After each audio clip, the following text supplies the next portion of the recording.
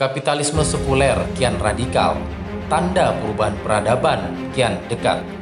Peradaban besar tidak dibunuh, mereka mencabut nyawanya sendiri.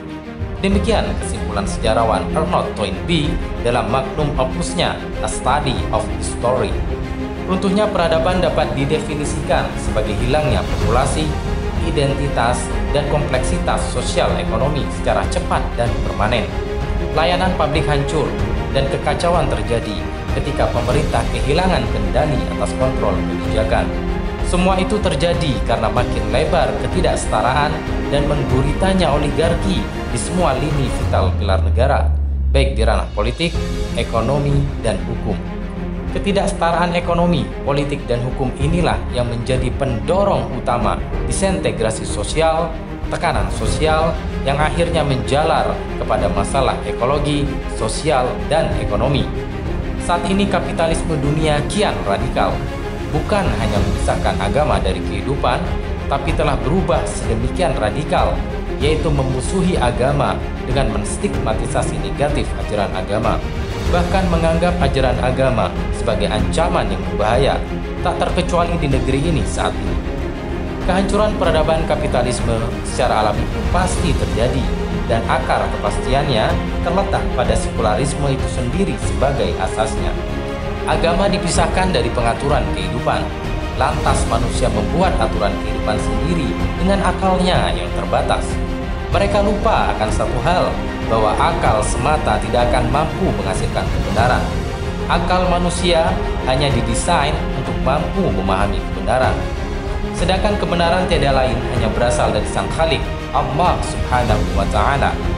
Maka dapat dipastikan sistem yang cacat ini hanya membawa pada kesengsaraan dan kehancuran, sebab kebenaran telah dicampakkannya sedari awal.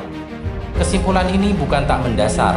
Merujuk pendapat Ibnu Khaldun, seorang sejarawan muslim yang juga ahli politik, ekonomi, dan sosiologi Islam, mengungkapkan faktor-faktor penyebab runtuhnya sebuah peradaban lebih bersifat internal daripada eksternal. Dalam kitabnya menggambarkan tentang siklus sejarah yang menyatakan bahwa terdapat siklus atau fase-fase di mana peradaban lahir, tumbuh, berkembang hingga mencapai puncak kejayaannya, kemudian mengalami kemunduran hingga akhirnya mengalami keruntuhan sama sekali. Mehdi Sultanzadeh dalam presentasinya Factor Affecting a Society Lifespan According to Ibnu Khaldun menyimpulkan faktor-faktor jatuhnya sebuah peradaban menurut Ibnu Khaldun seperti rusaknya moralitas penguasa, penindasan penguasa dan ketidakadilan, kezaliman, orientasi kemewahan masyarakat, egoisme, oportunisme, penarikan pajak secara berlebihan, keikutsertaan penguasa dalam kegiatan ekonomi rakyat, rendahnya komitmen masyarakat terhadap agama, serta penggunaan media dan militer secara tidak tepat. Realitas akan faktor-faktor di atas semakin nyata kita saksikan abad ini. Maka sudah waktunya dunia, khususnya kaum muslimin, menyiapkan diri untuk menyambut lahirnya peradaban baru. Peradaban pengganti dari sistem rusak kapitalisme sekuler yang kian radikal. Dan peradaban itu tidak lain adalah peradaban Islam. Peradaban yang pernah berjaya 1300 tahun lamanya, memuliakan dan menjadi rahmat semua umat manusia dengan kesejahteraan, kemakmuran, dan kemuliaan.